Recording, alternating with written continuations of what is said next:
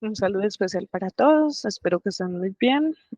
Dado pues que se ha presentado como varias dudas con respecto a la entrega del diseño metodológico del proyecto de investigación, decidí grabarles un pequeño video informativo para que tengan mayor claridad. Sin embargo, pues si van teniendo alguna duda, me la pueden hacer a través del chat o en las respectivas asesorías.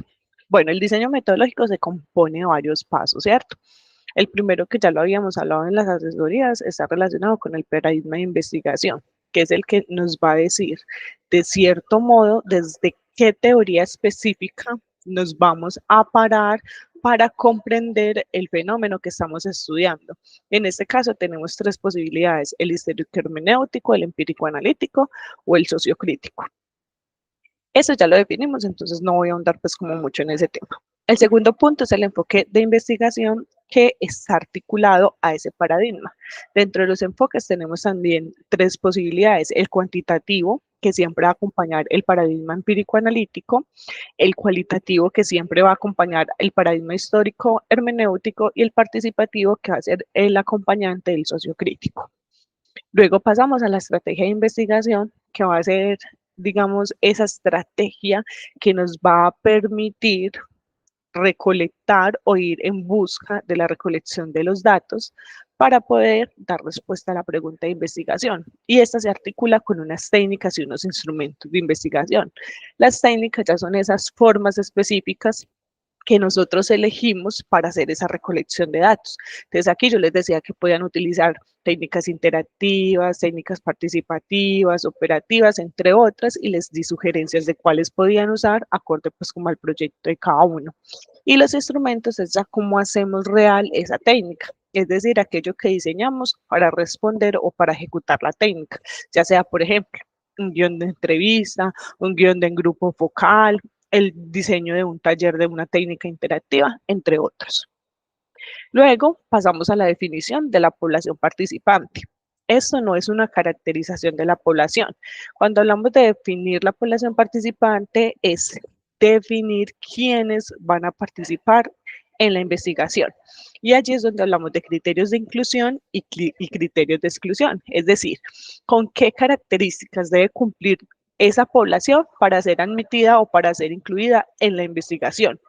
Y qué características de esa población o de esas personas que puedan tener esas personas serían eh, causales de exclusión. Es decir, que si cumple con las características de inclusión, pero además tienen otra característica que no es relevante o que puede interferir con el desarrollo de la investigación, pues va a corresponder a un criterio de exclusión.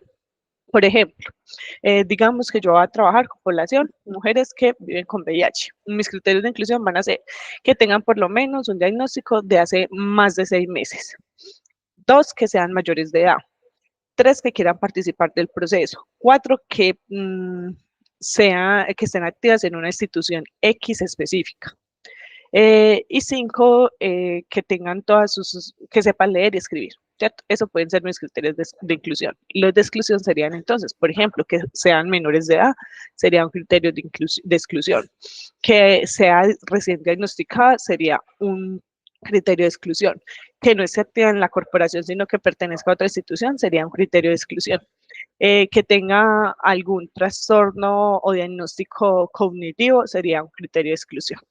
Y ahí ya definí la población, ¿cierto? Y debo mencionar entonces cuántos participantes en total van a haber: 12 mujeres, 15 mujeres, ustedes ya lo deciden. Luego pasamos a la fase del análisis de la información. Cuando hablamos del análisis de la información, hacemos referencia al plan que ustedes van a crear para recolectar y analizar la información que ustedes recolecten a través de sus instrumentos. Entonces, ustedes pueden hacer ese plan basado como en algunos autores. Acá les tengo un ejemplo, ¿cierto?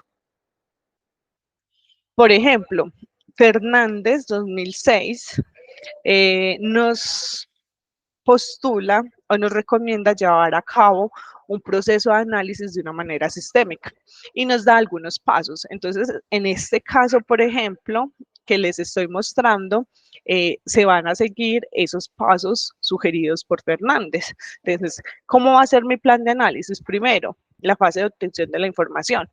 en el que de manera ordenada vamos a clasificar las preguntas según su complejidad y su profundización. En el segundo, lo que se va a hacer es capturar la información, organizarla, manejarla y registrarla para poderla luego analizar.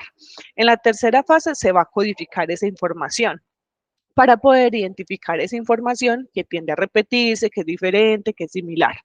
Luego se integra la información a través de las categorías definidas y se empieza a hacer como una triangulación con los fundamentos teóricos de la investigación. Y luego se clasifica, se codifican los datos cualitativos para producir un marco de organizar y poder describir lo que se recolectó, ¿cierto? Y finalmente, entonces, en este punto lo que se hace es que se interpreta la información y se escribe o se redacta el informe de investigación. Entonces, miren que es muy simple.